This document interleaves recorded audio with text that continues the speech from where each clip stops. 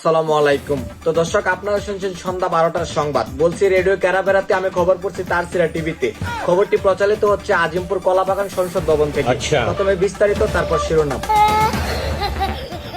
শীত আসার পর থেকে দেশের 60% লোক গোসল করে না, এর মধ্যে 50% মেয়েরা। জানা যায় মাসে একদিন গোসল করে বাকি 29 দিন স্যান্ড দিয়ে চলাফেরা করে বাংলাদেশের মেয়েরা।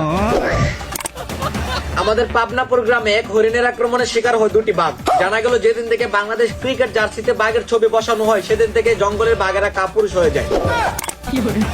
এদিকে জানা গেল গভীর রাতে শেখ হাসিনাকে দেখতে কলকাতায় মেসি। প্রায় 14 বছর পর ইন্ডিয়াতে পা রাখলেন লিওনেল মেসি, তাও আবার জুতা পরে।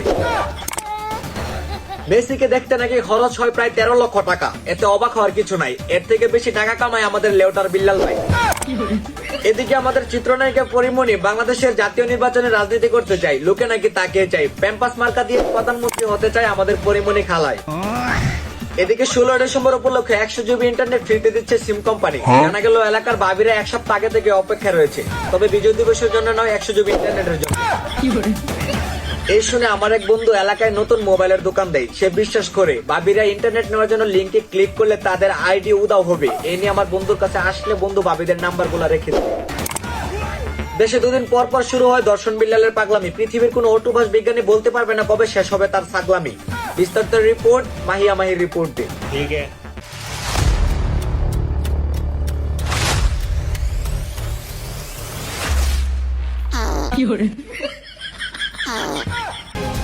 Stop! কি এর স্টপ ভাই? This time is over! অনেক আগজক আর না। এনো টাইম বলতে পেরেছে, আগ দুপুরে দিব কেন রে?